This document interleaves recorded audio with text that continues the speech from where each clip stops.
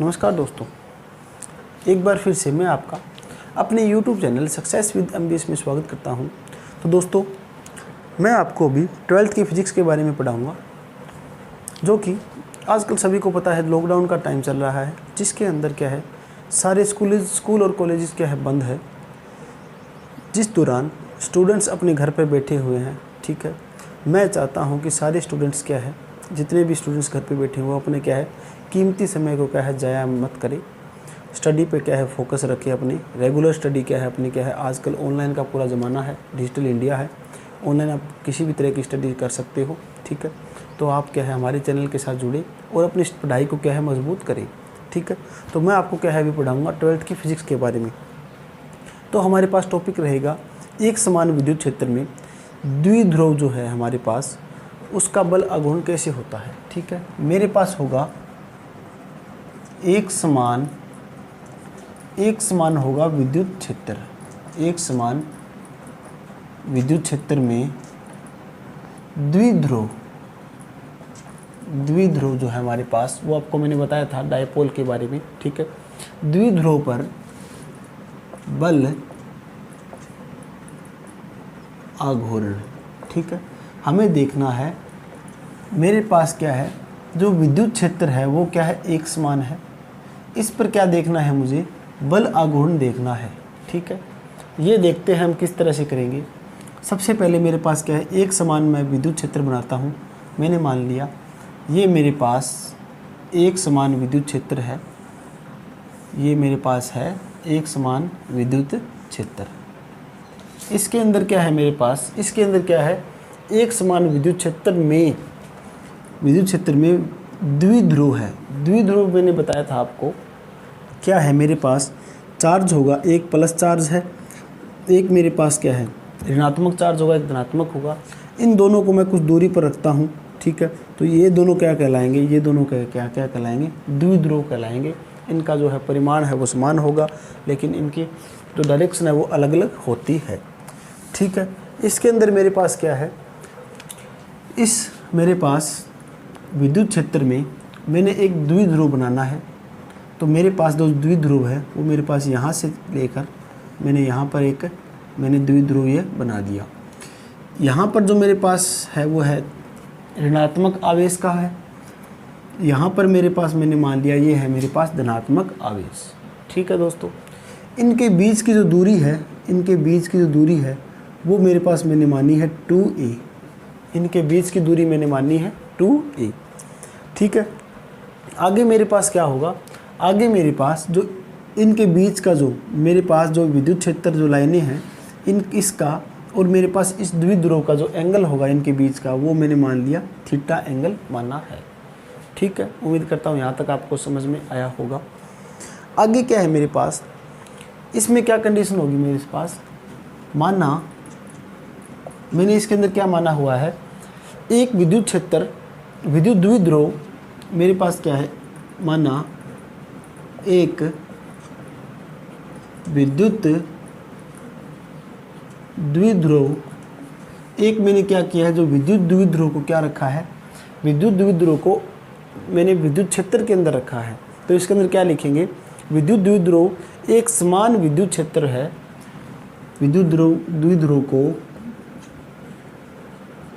एक समान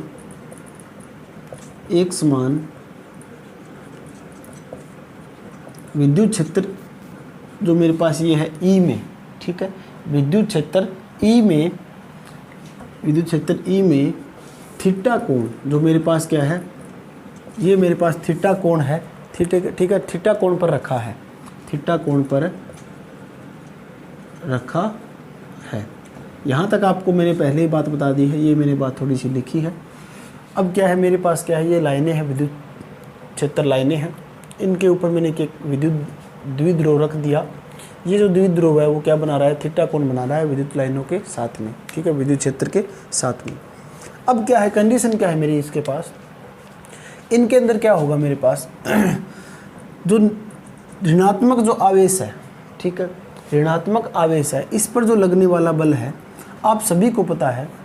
ऋणात्मक आवेश से क्या है जो हमारे पास बल लगेगा वो क्या लगेगा, ये बल मैंने माना है, जो मेरे पास फोर्स लगा है ये मैंने माना है ऋणात्मक के कारण।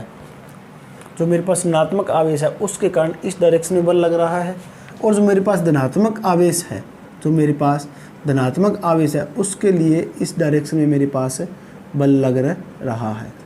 ठीक है, ये दोनों बल क्या है, एक दूसरे के विपरीत लग रहे हैं। तो मैं क्या कहूँगा इस कंडीशन में, इस कंडीशन में इस तरह से बोलूँगा, द्विध्रुव के धनात्मक जो मेरे पास चार्ज पर विद्युत क्षेत्र मेरे पास क्या होगा, फिर कंडीशन फर्स्ट होगी मेरे पास द्विध्रुव,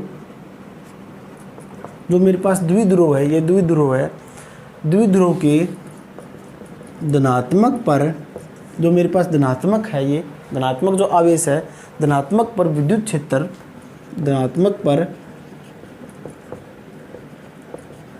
विद्युत क्षेत्र जो है मेरे पास, विद्युत क्षेत्र की जो लाइनें हैं, ठीक है, विद्युत क्षेत्र अपनी दिशा में बल लगाता है, विद्युत क्षेत्र अपनी दिशा में बल लगाता है। ये क्या कर रहा है मेरे पास, जो मेरे पास धनात्मक जो आवेश है इसके ऊपर जो बल लग रहा है वो विद्युत क्षेत्र की लाइनों में बल लग रहा है। ठीक है, ये लाइनें की इस डायरेक्शन में है तो बल भी इसी डायरेक्शन में लग रहा है।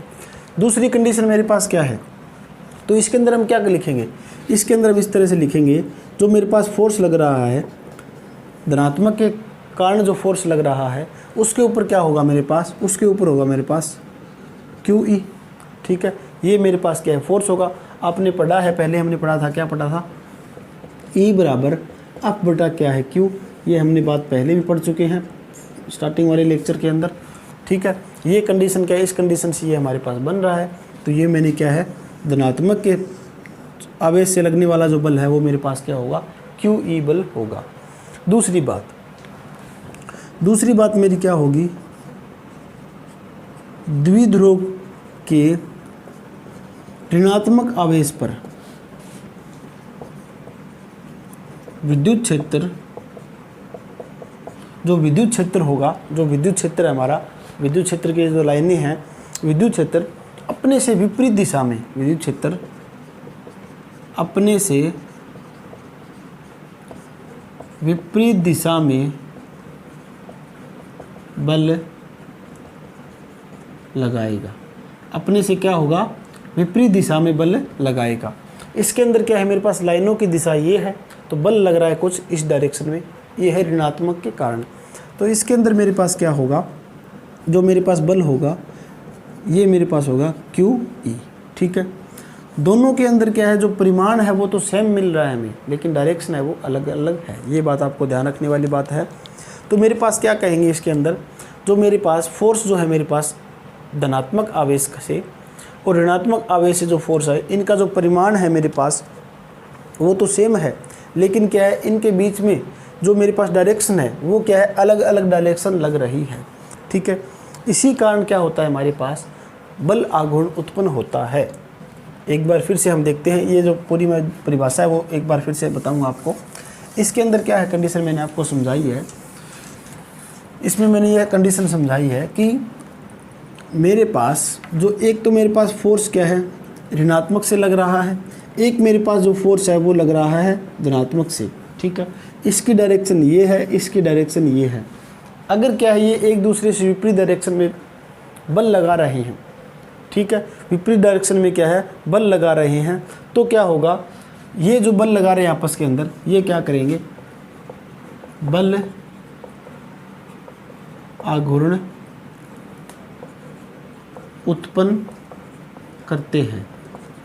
ये क्या करेंगे, बल आघूर्ण उत्पन्न कर लेंगे, तो इसे ही बोलते हैं बल आघूर्ण। ठीक है, उम्मीद करता हूँ यहाँ तक आपको समझ में आया होगा। आगे मेरे पास एक डेरिवेशन बनेगी, वो डेरिवेशन क्या है, छोटी सी बताता हूँ आपको मैं। मेरे पास दिया हुआ है बल आघूर्ण, जो मेरे पास बल आघूर्ण जो है वो बराबर होता है बल के, ठीक है, जो बल है मेरे पास गुणा में क्या होगा, बलों की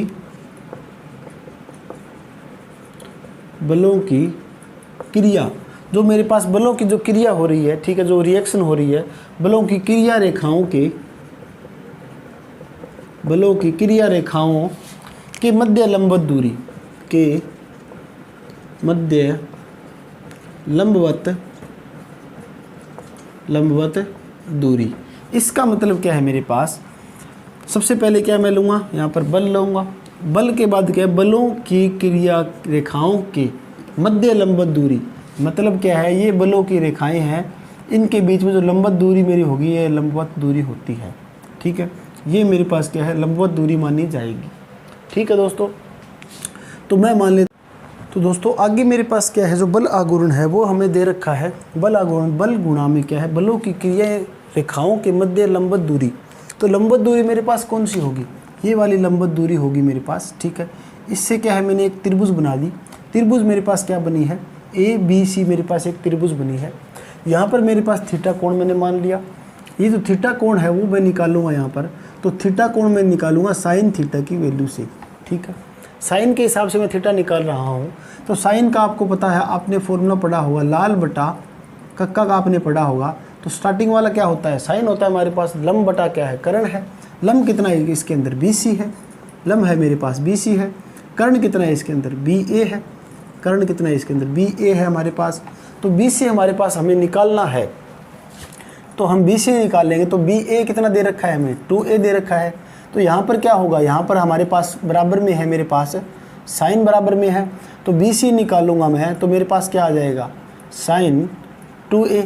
ये वैल्यू क्या है, BC की वैल्यू निकल जाएगी। तो ये वैल्यू मेरे पास कितनी आई है, ये वैल्यू मुझे मिली है साइन 2A वैल्यू मुझे यहाँ पर मिल गई है। ठीक है, उम्मीद करता हूँ ये भी पॉइंट आपको अच्छी तरह से समझ में आ गया होगा। अब क्या है मेरे पास, जो बल आघूर्ण है उसको लिखते हैं कुछ इस तरह से। ये सिंबल होता है, इसे बोलते हैं टाउ, इसे बोलते हैं टाउ। ठीक है, इसे बोलते हैं टाउ, आप ध्यान रखना। अब मेरे पास क्या है, बल है, जो बल को हमने पहले लिखा है, अभी हमने निकाला है, Q गुणा में E होता है हमारे पास, बल है वो। ठीक है, गुणा में क्या है, बलों के की क्रियाएं, क्रिया रेखाओं के मध्य लंबवत दूरी जो है, लंबवत दूरी हमने कितनी निकाली है, लंबवत दूरी हमने निकाल ली साइन 2A। ये हमने लंबवत दूरी निकाल ली इसके अंदर। अब क्या है, मैं इसको कुछ खोल के देखता हूँ, अलग तरीके से करके देखता हूँ। तो मेरे पास क्या होगा, EQ2A। ठीक है, ये 2A मैं इस साइड लेके आ रहा हूँ। यहाँ पर क्या है मेरे पास, साइन बचा है। ठीक है, कुछ मैंने क्या किया है, ये मैंने थोड़ा, मैं इसको इस साइड लिख देता हूँ, Q2A। ये जो 2A है मैंने उठा के कुछ यहाँ लिख दिया। आगे मेरे पास क्या है, E साइन, ये मेरे पास है। ठीक है, अब ये वैल्यू आप याद कर सकते हो, पहले हमने सोल्व कर रखा है इसके अंदर। तो मेरे पास क्या है, इसके अंदर ये जो वैल्यू निकलेगी वो मेरे पास वैल्यू निकलेगी, क्या निकलेगी, P। इसको हम मान सकते हैं P। जो मेरे पास ये टाउ है वो मेरे पास क्या है, P जो है, हमने पहले भी सोल्व कर रखा है P के बारे में। और आगे क्या है, E साइन। ठीक है, PE साइन। अब ये वैल्यू हमारे पास लास्ट तक आई है यहाँ पर। अब क्या है, आगे हम सोल्व करेंगे इसको। तो हमारे पास एक फॉर्मूला होता है जो कि क्या है, अगर मेरे पास हो A गुना में B साइन हो, तो इसको हम कुछ इस तरह से लिखते हैं, A के ऊपर वेक्टर लिख देंगे और क्या है, B के ऊपर भी वेक्टर चला जाएगा। तो यहाँ पर क्या है, मेरे पास सेम यही कंडीशन बन रही है। तो इसमें क्या होगा, मेरे पास P के ऊपर वेक्टर जाएगा और E के ऊपर भी वेक्टर चला जाएगा। तो ये मेरे पास क्या है, यहाँ पर टाउ जो बोलते हैं बल आघूर्ण है वो निकल जाता है, फाइनल जो वैल्यू हमारे पास। ठीक है, तो उम्मीद करता हूँ यहाँ तक आपको अच्छी तरह से समझ आया होगा दोस्तों। आगे क्या है मेरे पास, आगे इसके अंदर अलग अलग टाइप के 3 केस दिए हुए हैं। ठीक है, 3 जो केस दिए हुए हैं वो केस की बात करते हैं, कौन कौन से केसेस हैं वो देखते हैं हम। अलग अलग जो एंगल पे बल लगता है हमारे पास, बल आघूर्ण लगता है, वो देखते हैं। तो सबसे पहले मेरे पास केस नंबर 1 है। सबसे पहले मेरे पास केस 1 को लेके चलता हूँ मैं। इसके अंदर क्या है, मान लेता हूँ मैं, ये मेरे पास क्या है, विद्युत क्षेत्र है। ठीक है, ये मेरे पास क्या है, विद्युत क्षेत्र है। इसके क्या है, समांतर में ही एक द्विध्रुव है। समांतर में ही क्या है, एक द्विध्रुव है, जिसको क्या है, ये मेरे पास धनात्मक ऋणात्मक का है, ये मेरे पास क्या है, धनात्मक का है। अब क्या है, माना है मैंने, जो इस द्विध्रुव की जो डायरेक्शन है वो क्या है, इसके ऊपर जो रेखाएं हैं वो क्या होगी, मेरे पास विद्युत क्षेत्र के क्या है, समांतर में चल रही है। ठीक है, पैरेलल में चल रही है। तो इसके अंदर क्या होगा, मेरे पास जो थीटा की वैल्यू कितनी आएगी, 0 निकलेगी। ये हमें दिखाई दे रहा है, इसके अंदर क्या है, समांतर में चल रही है, तो थीटा की वैल्यू 0 होगी। तो क्या है, इसके अंदर टाउ निकालेंगे तो क्या होगा, PE साइन थीटा। तो इसके अंदर क्या होगा, अब मैं पी ई साइन थीटा की जगह क्या है 0 वैल्यू पुट कर देता हूँ। साइन थीटा की जगह मैंने क्या वैल्यू पुट कर दी, 0 वैल्यू पुट करता हूँ। तो मेरे पास आपको पता है साइन 0 कितना होता है, 0 होता है। तो टाउ बराबर कितना आ जाएगा, 0 मिलेगा मुझे। ठीक है, ये है मेरे पास केस नंबर फर्स्ट। अगर क्या है मेरे पास जो द्विध्रुव है ये विद्युत क्षेत्र के पैरेलल में है, मेरे पास इसकी डायरेक्शन पैरेलल में है, तो मेरे पास जो टाउ है जो बल आघूर्ण है वो कितना होगा, मेरे पास 0 बल आघूर्ण होगा। केस नंबर जो मेरे पास है, केस नंबर 2 की बात करते हैं। ठीक है, केस नंबर 2 दिया हुआ है मुझे। इस कंडीशन में क्या है, जैसे कि ये मेरे पास रेखाएं हैं, विद्युत क्षेत्र है, ये मेरे पास है विद्युत क्षेत्र। इस कंडीशन में दिया हुआ है मेरे पास जो द्विध्रुव, वो ये दिया हुआ है द्विध्रुव।